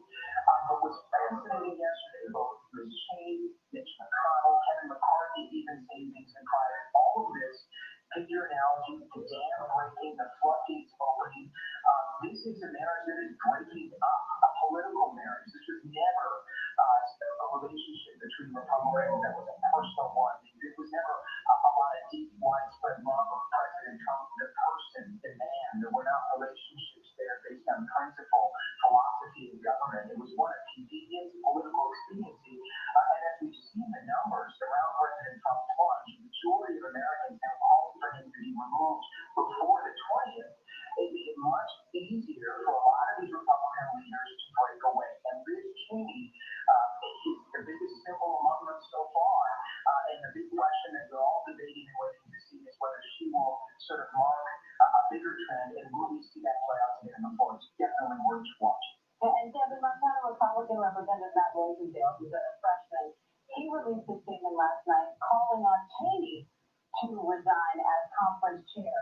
He writes, when Representative Cheney came out for impeachment today, she failed to consult with the conference, failed to abide by the spirit of the rules of the Republican conference, and ignored the preferences of Republican voters. She's weakening our conference at a key moment for personal political gain and is unfit to lead. She must step down as conference chair. Is there any way for this? Could we see a bigger movement for that?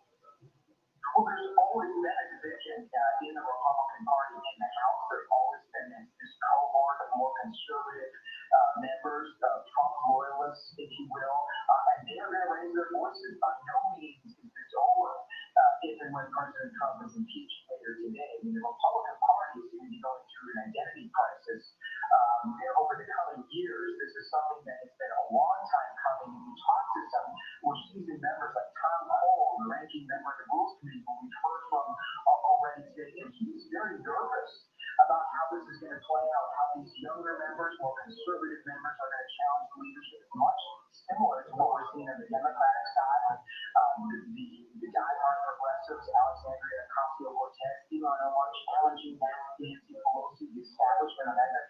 So both parties are going to have to undergo this sort of come to Jesus moment as we go forward and sort of find out which direction they're going. In terms of what it could mean for Liz Cheney, her leadership position, surely she can be challenged. But in terms of the numbers that we've seen so far, the respect she has, I think she personally is probably going to hold on to that post. And Kate, I want to bring you in on this because the Democratic Party in general may be divided on many issues, but they are united on this topic of whether or not the president should be impeached. Republicans, not so much. Now that matters from a political standpoint, but does it matter from a legal standpoint? In the House, not really. So all you need is a simple majority in the House to actually impeach and just what that is going to happen today. Certainly all the Democrats are on board, and a number of them let us know how many Republicans in the House as well. And you should say that in and of itself is striking. Actually, so last year when President Trump was impeached for the first time, Justin Amon, who's independent, did vote for impeachment in the House, but not a single Republican did. And in the Senate, it was extraordinary. Mitt Romney was the first member of the president's party, of any president's own party, to vote to convict and remove. So that was, a year ago. Fast forward to now, and you're definitely going to see more support among Republicans of this vote in the House, and certainly in the Senate level. Again, the numbers seem very much to be in flux. And I think the whole, there's a real dynamism to the situation right now. I think, we're a week out with every passing day from the siege of the Capitol. I think the story gets worse for the president. So, I think that there's an imperative for speed, obviously because January 20th is looming. But it's also the case of anything. I think the impeachment case grows stronger as we learn more about exactly how harrowing the inside of the Capitol was, how much planning and organization preceded the actual storming of the Capitol. So I'm not sure if the number of Republicans on board right now is the same as it will be at the end of the day and tomorrow and in the week, because I think the situation just feels so fluid right now. Okay, thank you. And I want to bring in Marielle Park, because Marielle, we know that the Senate could have the power, assuming the House does vote to impeach, to ban President Trump from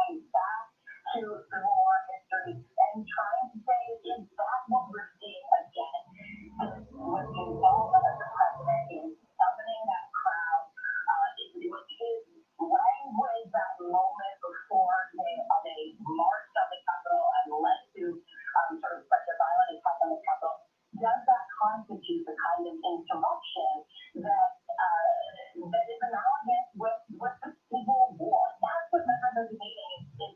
It's remarkable. The experts that I talked to, John included, but also some other legal professors and historians this week, were really poor. Some say absolutely. I think they're talking about the carrying others. Some say absolutely. They think that what happened could the case could be made on the same level.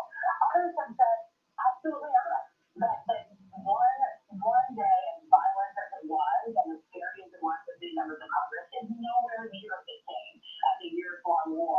In the Civil War, we're talking about 700,000 Americans who died. We didn't see a war last week. And so I think that these historical comparisons are so interesting because they're so rare, and because as Americans, we just don't have many moments of history to go back and point to and use as we go back and forth forward. I mean, in a way, it's a good thing that we don't have all that much precedent for this situation, but it is kind of sad that we're having to look at policies in the Civil War to try to figure out if that relates to what we're seeing in our own country in the year 2021, Mary Alice. I think a lot of us are wishing we held on to our history notes, but very glad that we have people like you to break this all down for us. And it sounds like you wanted to ask them, and one of the more interesting questions too is whether right now the debate so quickly, we're just sort of with a tone of emergency, we have a debate about what to do with the president. Democrats saying something should be done to remove the president immediately. But actually, this part of the Constitution that they're citing could very much be used to apply to sitting members of Congress. In fact, and like I said, that's how it was designed. And so the question is, regardless of whether Congress impeaches the president, uses the impeachment process to convict the president, there's still a question about whether down the road they could return to this authority under Section 3 of the 14th Amendment to move to expel sitting members of Congress. Obviously, Congress already has rules around expelling members of Congress, but they could be sort of harkening back to these same Reconstruction era amendments to solidify when they see their own authority to expel their own colleagues. I just think that is possible. I think that senators like Senator Ted Cruz and Josh Hawley are very aware this week that there are some Democrats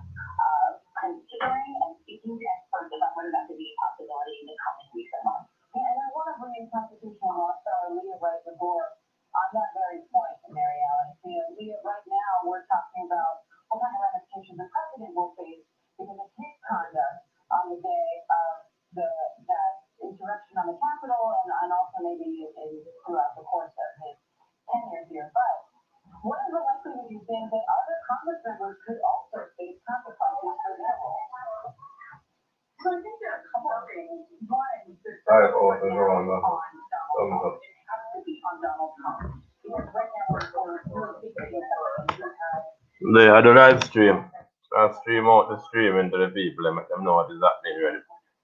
Everything is concerning the news or whatever. And to, essentially point gasoline on the fire of thousands and millions of people across the country. So that's the first thing.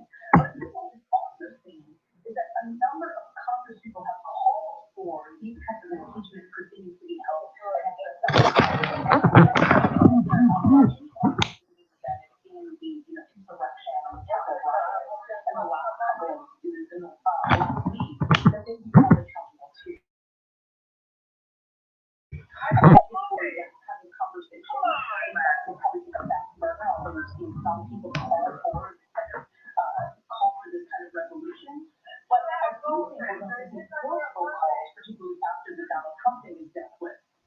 At least on the side of the House of Representatives, because again,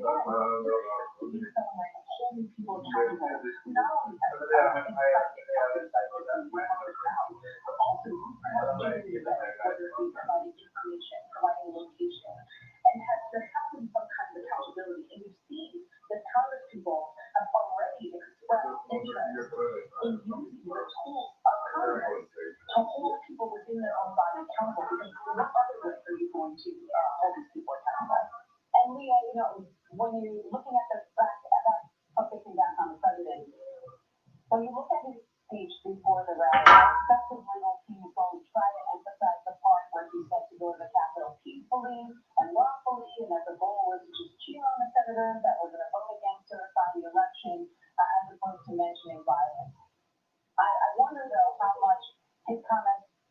after the riot started, when he came out on video and said, we love you, you're very special, but go home. Is this going to focus specifically on his speech before the rally, or do you think some of his other actions and behaviors are going kind of left? I think everything comes into play, particularly when it comes to somebody like Donald Trump. The actions and the words before the Capitol riot were astounding. They were for lack of a better word, incredible, in that they were so clear-cut about the expectation of the crowd and the way that the crowd interpreted them. So certainly those will be used as we talk about accountability.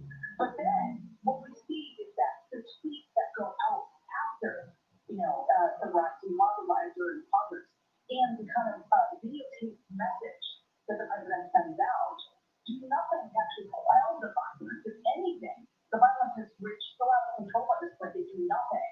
And in fact, it provides a level of encouragement, particularly because the president is so kind of soft and comforting with special people, we love you, that kind of thing. So what we do see is that a lot of people on the ground interpret that as further encouragement. So I don't think that there will be any space to really defend the president's actions and his rhetoric in that day.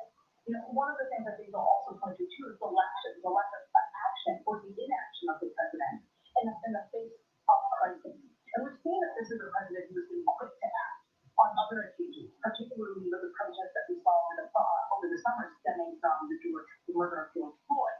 And so in this case, when there was an assault on the Capitol, when there was assault on Congress, when there was a quite literal assault on democracy, the fact that the president didn't have it all, that is going to come up as part of this case to hold the president accountable with regard to impeachment.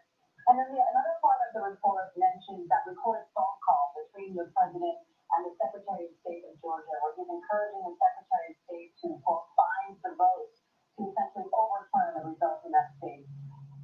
How vulnerable does that phone conversation now leave the president? It leaves the president incredibly vulnerable. We have him on tape saying, find votes to overturn the election. And it doesn't matter that the president believes, whether or not he actually believes that he won the election. The facts show, the evidence show he did not win the election. So the moment that he starts speaking around and saying, fine, create some way, it's such a cheap democracy, keep the will of the people in order so that I may get the results that I like, that's when it becomes criminal. That's when it becomes ethical, and certainly that's when it becomes immoral. I think we have to ask ourselves a really hard question that actually shouldn't be so hard. But if impeachment and the tool of impeachment is not for something like this, something so egregious like this, then what is it for? What is its use? But we will be hearing that argument made on the House floor today quite a few times. And right now we have some breaking news. Our Justice Department reporter Alex Mallon is standing by. But there's a new arrest in this case. Alex, what do we know? The authorities this morning arrested Robert Keith Packer in Newport News, Virginia. After the man, authorities say that his picture wearing that horrendous hoodie that featured the words "Camp Auschwitz" on it during the siege at the Capitol last week. He's been charged and will appear in federal court later this afternoon. He's facing charges of unlawful entry to the Capitol. And we're learning also that Packer has a lengthy arrest record in Newport News. We shared, Gabriel Morgan told us this morning that he has been arrested with charges of assault and battery, driving under the influence, and he was in jail in the county in 2012. But it's just another one of these arrests that we're seeing dozens across the country, all of these federal prosecutors essentially tracking down people who are seen parading through the halls of the Capitol last week, attacking officers. And some of the details we're learning about these individuals truly are shocking. I mean, you have another person this morning who's in D.C. federal court, Cleveland, who was arrested last week. He had over 2,500 rounds of ammunition in his possession, and he was arrested based on the text that he was sending threatening to shoot Nancy Pelosi in the head, to shoot D.C. Mayor Muriel Bowser, and some of the weapons that they found on this person are just stunning. And prosecutors are basically just asking and pleading with court, saying we need to keep these people in custody for the remainder of their investigation, because we're releasing them into the public could be a serious danger, especially leading up to the inauguration next week. One of the arguments that we heard immediately after the riot started, the arguments that are starting to form there was that the Trump supporters at the rally were there peacefully, and the people who from the Capitol were actually Antifa. This wasn't Trump supporters. But so far, the arrests that we're seeing in this case don't seem to support that.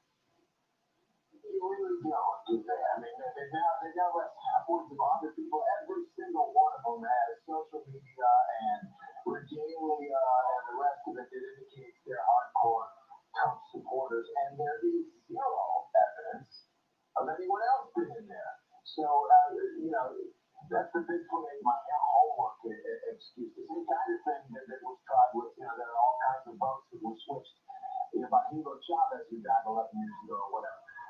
It just doesn't hold water at all. I think the more important question is, yes, these hardcore Trump supporters, did they spontaneously riot, seeing an opportunity to get riled up and sacrifice the president, or was this planned and organized, and who was involved? That evidence is coming out as we speak, and I think that the investigation will see how much was planned and organized, and by whom, whether people on the inside, whether it was Capitol Police Force or members of Congress or the White House, the president himself. These are all open questions to see if this attack was spontaneous in nature or whether there was a drive commando-like group that was essentially there to storm the Capitol and brought along people that caught up. And it sounds like it may have been a combination of both. So of course, that's one of those questions that law enforcement will be answering in the weeks and months to come. But I want to go back to Kenneth Mulvey, if we still have him right now. And we don't have Kenneth. So let's go to Mary Alice. Mary Alice, walk us through a little bit. I know that the procedure, we don't have Mary Alice, excuse me. Devin Wire. Who's that, Devin? All right. Devin, walk us through a little bit. The first procedural vote just ended. How is the rest of the morning expected to play out? Yeah, we expect another procedural vote, Diane, to happen very shortly, and then we'll get out formally to debate the article of impeachment.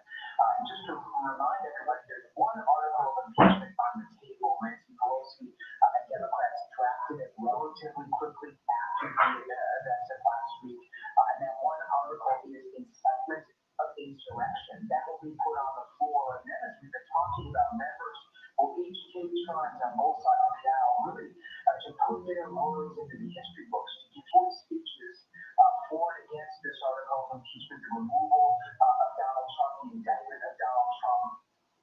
That will take about 2 hours this afternoon. We expect before dinner time tonight, Eastern time, that the House will then formally vote on the article of impeachment. And so that process itself will take a while. Remember, we're doing all of this in a pandemic, so they're cleaning the House chamber in between members, groups of members coming in to cast their votes. They're not allowed all to be in there at the same time. So that in itself is just really something to put your mind around as this plays out.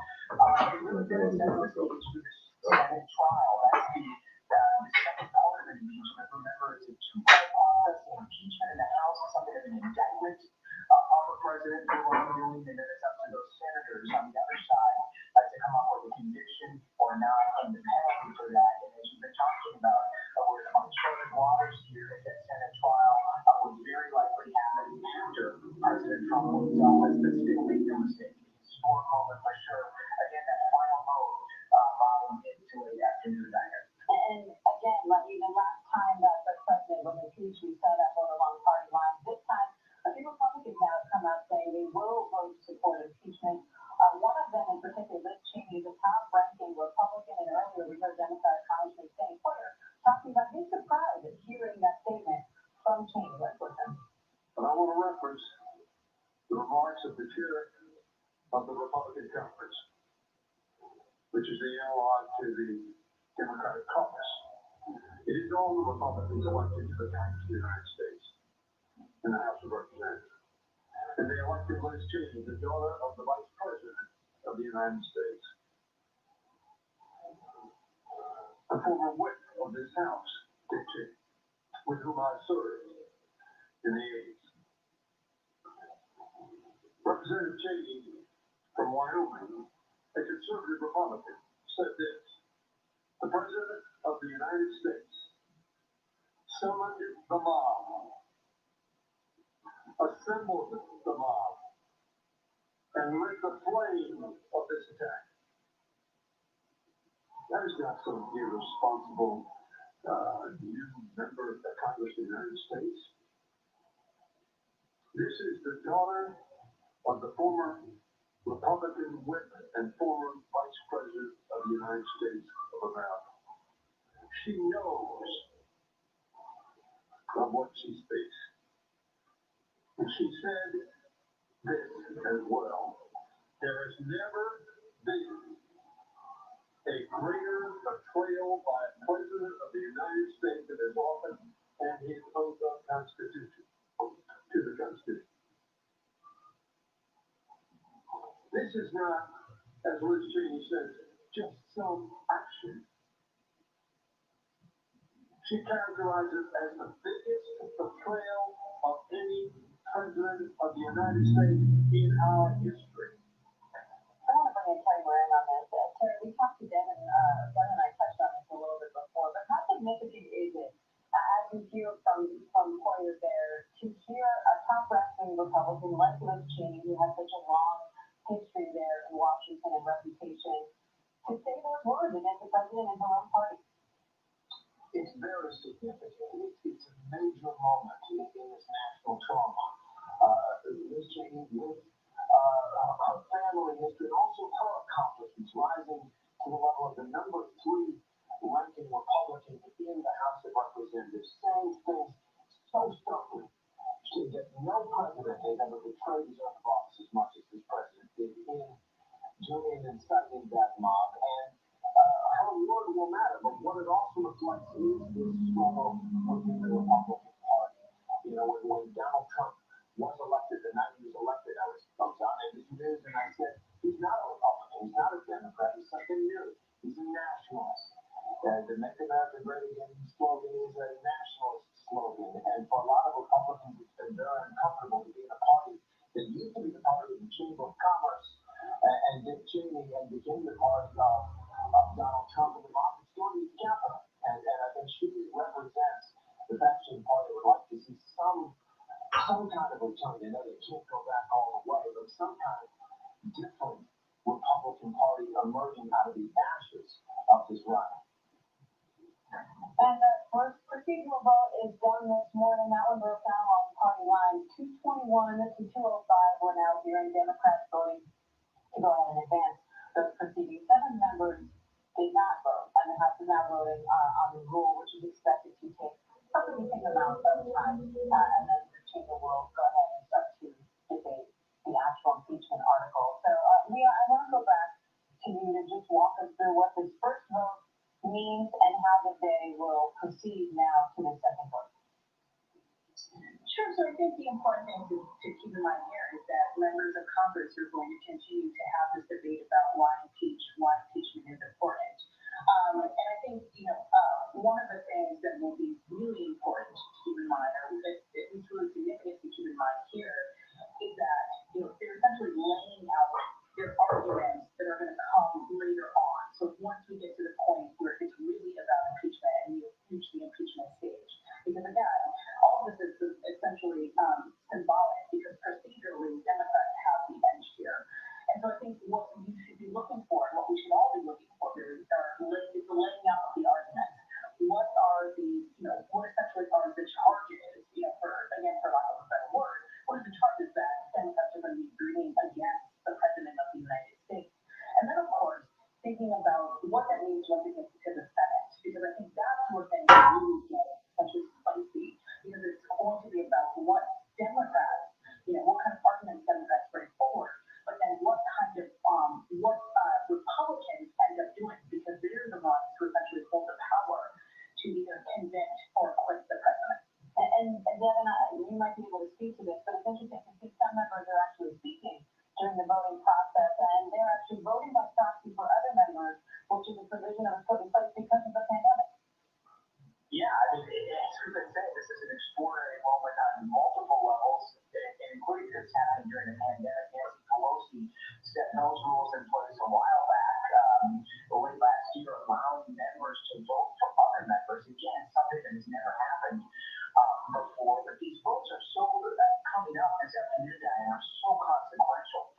members. In fact, just a few moments ago, Congressman Jason Crow of Colorado himself, an Army veteran, a really neat guy, someone I spent some time with, served this country, a relative moderate, elected to the Congress first a couple years ago, said in an interview that a lot of Republicans are privately telling him, including some breaking into tears, that they want to vote for impeachment this afternoon, but are afraid to because of threats to their lives.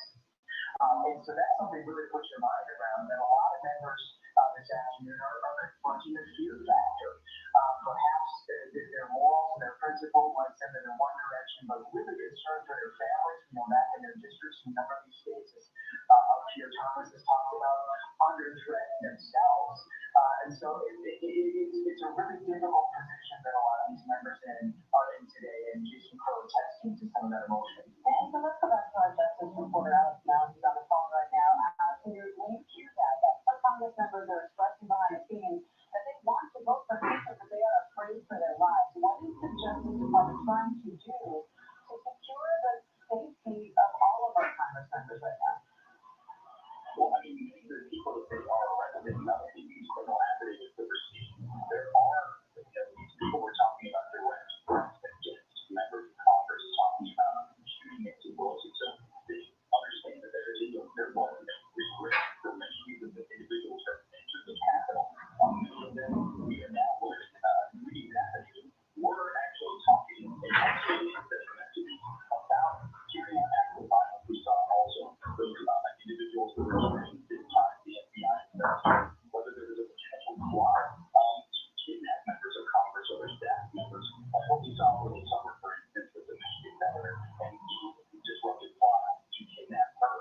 So this is a sprawling investigation that's being conducted by the DOJ and the FBI.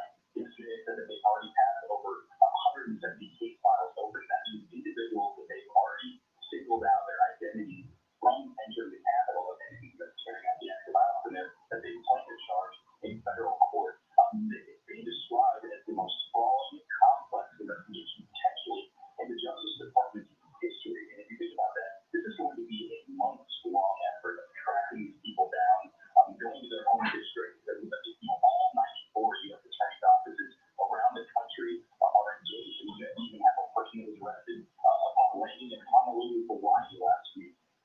So the threat is definitely real, and what we heard from U.S. Attorney Sherwin in D.C. yesterday is he said that in the coming weeks we're going to learn details about what took place in the Capitol that will shock us. So there's material that are being uncovered by the FBI that said that they've already received more than 100,000 pieces of digital media, and they are saying outright that we're going to learn things that we don't even know what's happening in the halls of the Capitol, in the basement where Sit down. with those Capitol police officers. So I'm in some of the details, but I think that we're going to see service to these indictments through affidavits that are being submitted are going to be truly shocking about some of the plots that potentially were underway here with sedition charges being considered for many of the suspects involved. Yeah, we heard the FBI official in yesterday's briefing saying something needs to be effective. The FBI's focus is broad and their memory is long, so they are certainly covering this manhunt nationwide, and they expect to continue to make arrests for quite some time in this case. So Terry, I want to go to you. You covered so many conflicts overseas, and so many of the events that we saw unfold last week and the allegations that are also coming out now. It's the kind of thing that so many of us thought could never happen here in the United States of America, and yet here we are. Could never happen again, because we had a big fight about race, about power, about the nature of our democracy, obviously in the Civil War, and by putting it to rest, we put that problem behind us. That Capitol dome itself, really, to me, is so many others, the most beautiful building in America, has become a symbol around the world of stability and order and decency in democracy, in self-government. And here it was the target. Maybe that's why it was the target in some ways of these rioters.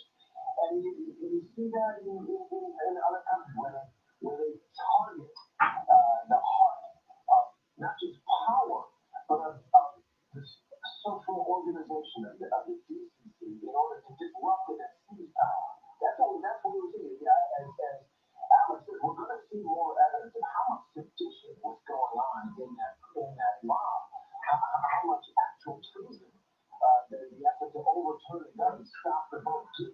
And Donald Trump will give you the win in what would have been a dictatorial, essentially, power. That's where we are. The evidence is still coming in. And that's why this Congress, the Democrats and some Republicans, feel it is so urgent to take this step of impeaching and removing Donald Trump from the presidency. I should say that in the impeachment of Bill Clinton, there were 5 Democrats who joined Republicans in the House of Representatives. I believe we have more than that number of Republicans now saying they'll join the impeachment of Donald Trump. So the impeachment of Bill Clinton this has more bipartisan support right now because of the horror of it, the physical horror of it, the desecration of the Capitol, the death, and the fear that was struck into the hearts of everyone there, including members of Congress.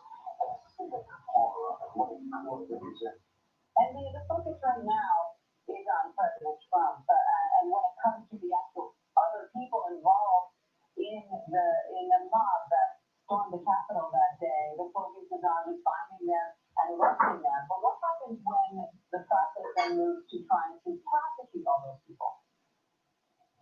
Well, I think that, the Justice Department has indicated that it is well equipped to prosecute these individuals. The real question is not going to be about, how do we track and how do we organize them, which districts are going to take jurisdiction, and from my understanding, the District of Columbia and they will be running through the prosecution. But also, it's about what you charge them with. So do you charge them with things like disorderly conduct, or do you charge them with things like sedition? And so those hold very different charges and very different consequences for the people in particular who are participating in this. And I think one of the things that has become clear is that as more and more people have been arrested and have been, indicted or starting to be indicted, is the realization from people who participated in the mob that there will actually be consequences for raiding Capitol Hill and attempting to do harm to, hundreds of Congress people. And so I think that's important, this idea of accountability, particularly as we move on. And we've seen that there's been a number of conversations on these various websites, whether it's these social media websites, whether it's these dark websites, whether it's the dark web and things like that. And there's been a lot of conversations about continued violence, about more violence, that inauguration has become a center point. And one of the things I think that the Justice Department is speaking about, and one of the things that, the FBI has been thinking about, is how do we discourage people from doing this? How do we send a louder message? And part of that is through arrest and through going after people preemptively who participated in the riot or who may have actually organized the riot that we saw in Capitol Hill. Leah Legore, thank you. And we had some news this morning of the mayor of New York City saying that New York is tied, cut off all ties with the Trump company. So we want to go ahead and play that sound from a mayor. Let's listen to Mayor Bill de Blasio. In light of this criminal act, the city of New York has determined that it is within our power to terminate all contracts with the Trump organization. So we will no longer be doing any business at all. By the contract language, we have the right to terminate contracts, obviously, if a criminal act has been committed and a criminal act has been committed. So goodbye to the Trump organization. We're working immediately to find new vendors to take over these facilities so we can continue to provide service to the customers. I want to bring in our chief business correspondent, Rebecca Jarvis, on this. Rebecca, how big are the ramifications right now facing the Trump organization? This is not the only big contract that they are losing right now. Certainly, there are potentially going to be a lot of lawsuits in the wake of these decisions, and the decisions will be costly in the near term for the Trump organization if they hold, and there's very likely going to be major costs to the Trump organization as a result. I mean, you also have to think about the brand and what the brand means when the president is no longer that, and in the wake of all of the issues that occurred in this presidency in the last remaining days of this presidency, that brand was very central to people buying into it, and this is an important characteristic of all brands. People have to believe in a brand in order to buy into it, and this could certainly change that in the long run. It already has obviously changed it in terms of contracts as well. Rebecca, so much of the Trump brand centers on the Trump name. So how big could this fallout be, considering what that name means today? I mean, I think that's the point, Diane, that it's very much brands are about the identity of the people behind them. And the brand of Trump meant something in many ways very different 4 years ago than it does today. And there certainly are those who are still interested in buying into that brand, but there's, as you've seen with the impeachment proceedings, a growing number also on the right that are no longer interested in being connected to that brand.